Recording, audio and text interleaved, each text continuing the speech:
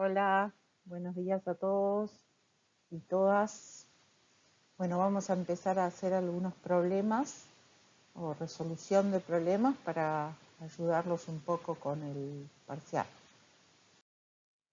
Bueno, aquí en las notas de este PowerPoint les comenta que la capa caseína es una proteína que está presente en la leche y que la misma está codificada por dos variantes alélicas de un determinado gen, que se llama gen de la capa caseína, y que es el que en el caso del alelo B, que es el más interesante, hace que la leche contenga una mayor cantidad de proteínas totales y de iones de calcio y una disminución en la formación del cuajo que se necesita para formar o fabricar queso. Entonces, hay alelos A y alelos B. En realidad hay muchos más, pero bueno, para este ejercicio vamos a considerar esto.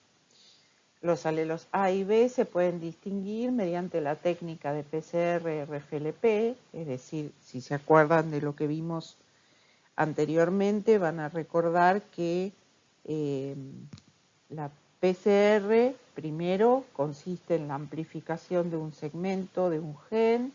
En este caso es un segmento donde está una variante entre el alelo A y el alelo B, y ese segmento, una vez amplificado, luego es digerido con una enzima de restricción. Como las mutaciones pueden o generar nuevos fragmentos de restricción o quitar algunos que ya existen, esto nos sirve como un método diagnóstico. Entonces, luego de que cortamos el fragmento amplificado obtenido por PCR con una enzima de restricción y lo sembramos luego en un gel de agarosa mediante una electroforesis, distinguimos determinados patrones de bandas. En este caso, los alelos A y B se pueden distinguir así. Se usan estos primers que aquí les indican KCN 583 y 500 forward y reverse. Eso quiere decir en el sentido 5', 3' y en el sentido contrario, para que nos garanticemos que todo este segmento sea amplificado. Ese producto amplificado va a ser una parte del exón 4, que luego lo digerimos con una enzima que en este caso es la GIN-F1. Y lo que vemos aquí es lo siguiente. En el caso del alelo A, que es el que no nos interesa demasiado porque produce menos probabilidad de formación del coágulo, tenemos dos sitios de corte de la enzima GIN-F1. Ahora, en el caso del alelo B, si nos fijamos, este sitio, por una sustitución que seguramente se encuentra aquí, esa sustitución hace que este sitio de restricción se pierda, es decir, ya no tiene la combinación de letras que la enzima reconoce y por lo tanto aquí no corta.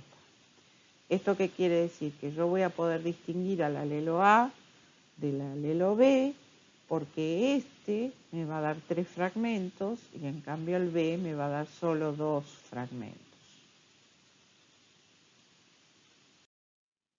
Entonces, acá lo que me pregunta es qué tamaño tendrán las bandas de ADN de cada uno de los animales mediante la amplificación por PCR y luego el corte con esa enzima de restricción GIN-F1 para los animales que sean de genotipo AA, es decir, sean homocigotas, tienen 2 alelos A, uno en el cromosoma materno y otro en el paterno. Los que sean heterocigotas tienen un alelo A y B, y los que sean homocigotas para el alelo B, es decir, sean puros para el alelo B, 2 copias del mismo. Entonces, si ustedes se fijan en esta calle 1, vamos a ver solamente 3 bandas, ¿no es cierto? 318, 203 y 62. ¿A qué correspondían esas bandas? ¿Se acuerdan? Correspondían al corte del alelo A. Es decir, que este individuo Al tener solo 3 bandas, quiere decir que sus 2 alelos, sus 2 cromosomas se cortan exactamente igual. Entonces solo distinguimos 3 bandas. En el caso 2, vemos solamente 2 bandas, es decir, donde se perdió un sitio de restricción. Eso era en el caso del alelo B. Quiere decir que este individuo es homocigota para el alelo B. Es decir, nunca va a dar estos 3 fragmentos, sino solo va a dar 2. En el caso siguiente, tendríamos un heterocigota, es decir, tiene un alelo materno, que es donde tiene solo un sitio de corte, es decir, da 2 fragmentos que están aquí, y en el otro alelo tiene los 3 sitios de corte, quiere decir que veríamos 4 bandas. La suma de esto más esto. Y en el caso 4, otra vez tenemos un individuo que es exactamente igual al 1, es decir, es homocigota para el alelo A, dando 3 fragmentos.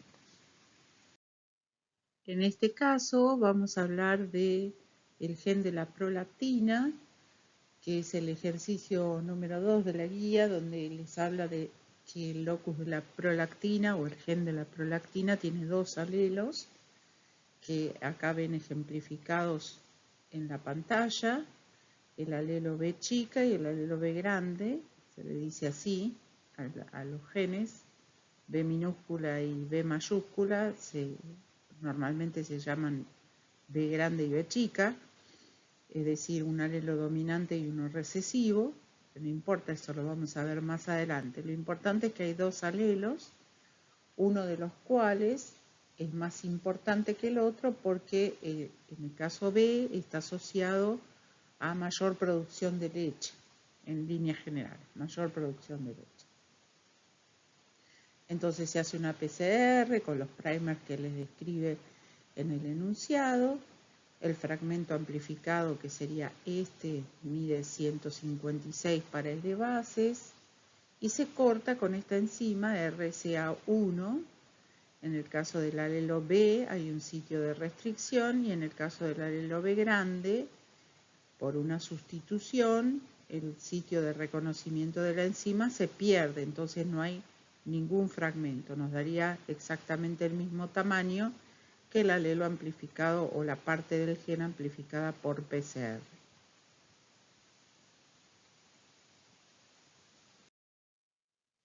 Entonces, ¿cómo veríamos a los individuos cuando tomamos la muestra, amplificamos por PCR y digerimos con esa enzima?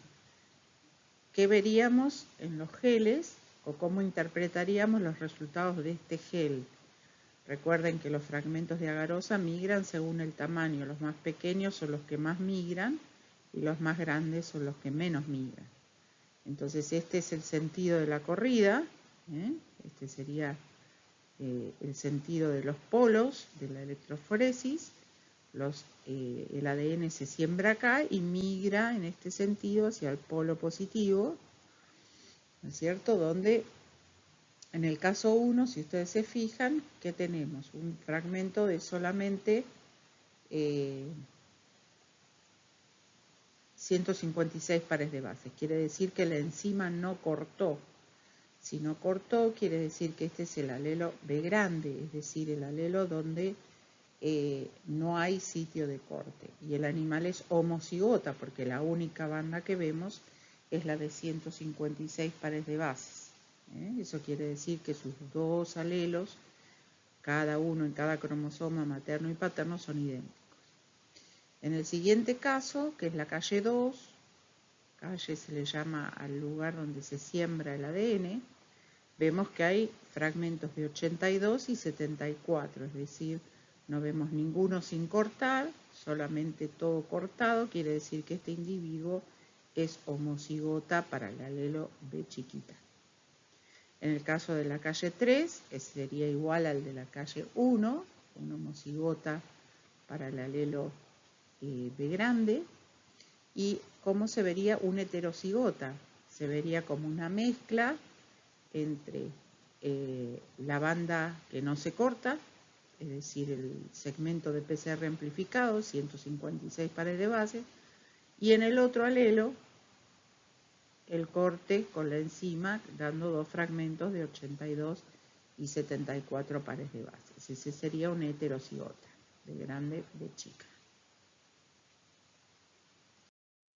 Bueno, entonces aquí, como les decía, en el siguiente ejercicio hablamos de un gen mutado denominado BLAD, es una enfermedad autosómica recesiva en el ganado blando, que es una deficiencia inmunitaria por una sustitución de A por C en el cDNA de una proteína de adhesión conocida como CD18. ¿Qué es el cDNA? Vamos a recordar que el ADN se transcribe a un mensajero y ese mensajero sale al citoplasma maduro, sin intrones.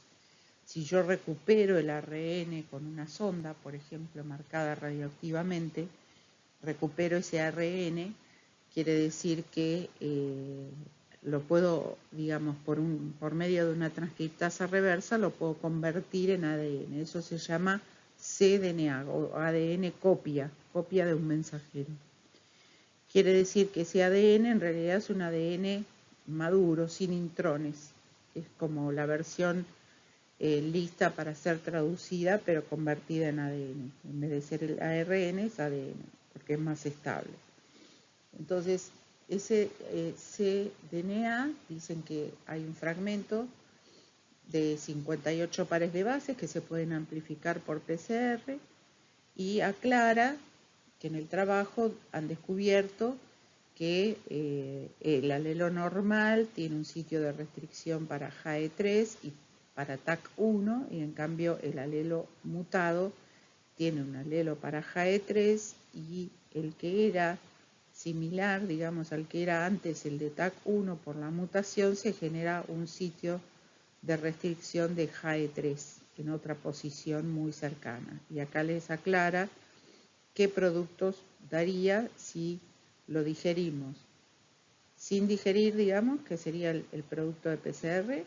El producto de PCR digerido con JAE3 me daría un fragmento de 9 pares de bases y uno de 49 pares de bases. Y si lo corto con TAC1 me daría un fragmento de 26 pares de bases y uno de 32 pares de bases. Lo mismo en el alelo mutado. ¿Qué pasa? El producto de PCR sigue siendo el mismo, 58 pares de bases.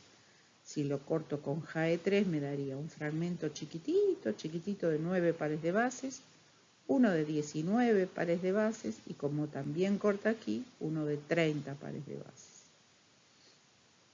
Entonces, si lo digiero en cambio con TAC1, como este alelo no tiene sitio de corte para TAC1, obtendría un fragmento de 58. Sería esto que ven acá, por ejemplo.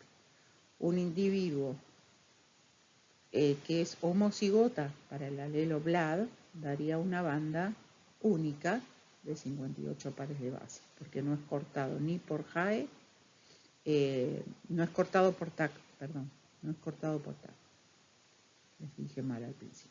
Bueno, entonces lo que se ve en esta figura es el gel de poliacrilamida, en vez de ser un gel de agarosa, porque la poliacrilamida define mejor la separación de muy poquitas pares de bases, del producto de PCR solo con corte de la enzima TAC1. Olvídense ahora de la JAE, ¿sí? Solo con TAC1. En este caso tenemos un individuo que nos da dos bandas, de 28 y de 32 y de 26. Si ustedes se fijan, ¿cuál da bandas de 32 y de 26 pares de bases? ¿No? Este, el normal. Y lo único que vemos es eso. Quiere decir que acá no hay sitio de corte, quiere decir que este individuo sería homocigota para el alelo BLAD. En este caso tenemos 3 pares de bases. Tenemos el producto sin cortar, que sería este, el alelo mutado, y después tenemos el alelo normal. Este sería un individuo heterocigota. Lo mismo, este individuo sería heterocigota. Y estos son normales. Este, en cambio, sería homocigota mutado, es decir, este sería el más peligroso de sostener en un rodeo porque tiene sus dos alelos mutados. Homocigota para el alelo blanco. Vamos a pasar ahora a un caso de detección de Mycobacterium, una serie de muestras para ver si alguna de las muestras está contaminada o alguno de los animales está infectado con Mycobacterium bovis. Entonces, en el enunciado, que es bastante largo, les hace toda una serie de aclaraciones, que les dice qué cosas se amplifican por PCR para hacer este diagnóstico. Les dice además que un Mycobacterium bovis pertenece a otros Mycobacterium del complejo, como el Mycobacterium tuberculosis o el de microbacterias atípicas, y que se puede usar cualquier muestra para obtener resultados, saliva, sangre, lo que fuera. De todas ellas se puede amplificar ADN. Entonces se usa una PCR que se llama multiplex PCR porque mete en el mismo tubo varios primers, es decir, amplifica varios sectores del genoma al mismo tiempo. Es una variante de la PCR. Entonces aquí lo que dice es que esta región que se amplifica tiene 1600 pares de bases y que para completar el diagnóstico se le agrega la amplificación de una zona de 1000 pares de bases que pertenece a todas las micobacterias y otro set de primer que detecta un transposón, un elemento transponible que tiene un número variable de copias de distinto tamaño, pero nunca mayores a 500 pares de bases, o sea que serían las que vemos por aquí debajo. Todo eso se mete en un mismo tubito y esto quiere decir que está en todas las micobacterias del complejo. Entonces nos pregunta si las muestras 1 a 6 están infectadas o no, y si están infectadas, cuál sería el agente infeccioso. Entonces, para ver mejor esto, vamos a ir paso por paso. Dijimos, recuerden que la de 1000 pares de bases es común a todas las micobacterias, por lo tanto, este animal no, porque esto es un marcador, este animal, este animal, este animal y este animal están todos infectados con algún tipo de Mycobacterium. Eso por empezar. Después,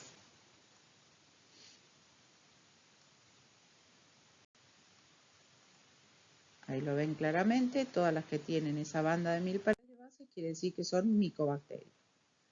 ¿Cuáles tienen esas bandas de hasta 500 pares de bases de las micobacterias del complejo? Vemos ahí 4 de las muestras contienen esas micobacterias. ¿Cuál es la banda de amplificación específica del Mycobacterium bovis? Bueno, la banda de amplificación específica, acuérdense, acá no estamos usando enzimas de restricción, estamos usando primers específicos de cada genoma. En el bovino se amplifica una región de 1500 pares de bases. Quiere decir que los animales que tenemos en la calle 1 y en la calle 3 son los únicos dos que están infectados por Mycobacterium bovis. Finalmente vamos a entrar en un caso de un test de paternidad. Nos consultan sobre bandas de un microsatélite, o de varios, microsatélites, que serían todos estos, de un caso en particular donde se compra un cachorro que se supone que es hijo del gran campeón, entonces se usa la técnica de fingerprint para ver si realmente ese cachorro es hijo o no del gran campeón. Entonces piensen que normalmente uno usa muchas de microsatélites, en general se usan aproximadamente 9 o más microsatélites para ver si es o no ese cachorro el supuesto hijo del padre 2 o del padre 1, entonces se compara con todo lo que se puede. En este caso tenemos un individuo control que lo van a ver acá. Este es el supuesto padre gran campeón. Este es otro supuesto padre. Este es el cachorro, perdón. Esta es la mamá. Y este es el hermano del cachorro. Entonces, para ir interpretando estos resultados, lo que tenemos que pensar es que cada una de estas bandas que corresponden a la amplificación de algún microsatélite de los que estamos utilizando, tiene que provenir o de la madre o del padre. En este caso, esta primera banda vemos que corresponde con la mamá. Entonces ahí no nos informa demasiado sobre el padre. La siguiente banda, ¿con quién es compartida? Fíjense, ¿quién la comparte? El supuesto padre 2. La siguiente banda, ¿quién la comparte? La mamá. Entonces, tampoco nos sirve mucho. Siguiente banda, ¿con quién la comparte? Con la mamá nuevamente. Más o menos comparten la mitad de las bandas con la madre y la mitad con el padre. Esta banda ahora, ¿de dónde nos viene? Fíjense, de la madre no, del supuesto padre 2. Esta banda, la siguiente, ¿de quién proviene? De la madre. No nos sirve demasiado. Y esta, de la mamá no, del supuesto padre 2. Esta banda de la mamá